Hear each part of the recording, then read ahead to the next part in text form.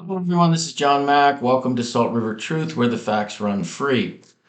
Recently, a recorded interview with a Forest Service employee has surfaced. It's from 2006, but it's being shared again on Facebook social media accounts. And I'm very grateful because it adds more information to the growing set of primary sources I am collecting that allow me to document the true history of this herd.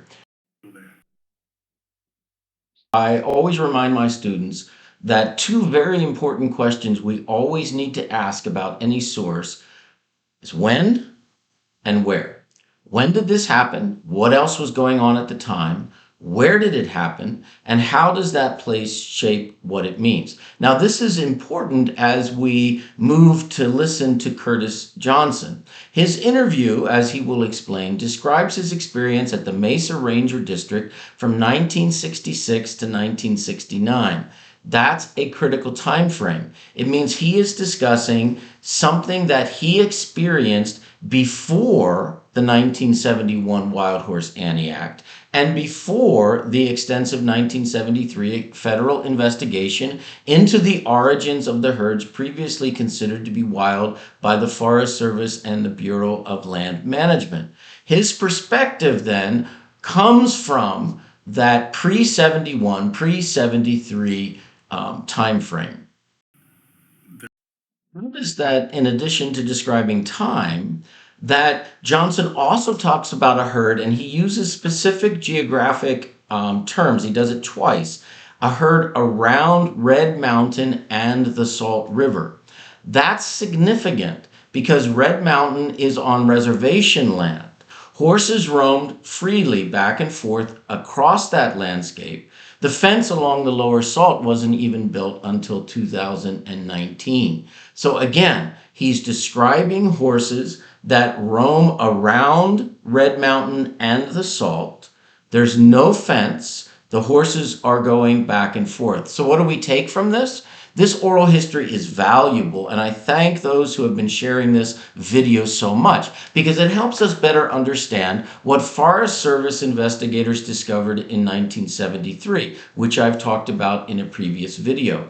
It also fits into a long catalog of oral histories that are being circulated both on the web as well as from person to person. Some people recall seeing horses on the river in the 1970s, even sharing photographs. Others say they never saw horses at all during the same years. And local ranchers add another layer, remembering how horses often moved between reservation and Forest Service land, sometimes in large enough numbers that the ranchers then would push them back onto reservation land. So that pattern that I talked about in my last video, escape, recapture, is being repeated, except it is come onto the Salt River, what we consider to be, the Salt River recreational area, pushed back onto the reservation, come back on to the Salt River, and that ebb and flow of horses. Johnson calls them wild horses. This is why in 73 it was believed by the federal government that these horses would be covered by the 1971 Wild Horse Annie Act, as I've already explained. Taken together, these accounts remind us that the history of the Salt River horses is complex and multi-voiced. Oral histories like Johnson's don't give us the whole picture, but they are essential pieces of it. And indeed, just as looking at indigenous understandings and their breeding of horses helps us better understand what was discovered by the government in 73. So Johnson's account helps cement that historical background to that important discovery made by federal investigators in 1973. Again, please follow us on Facebook, Salt River Truth. Follow this particular YouTube channel and look forward to additional information coming out soon.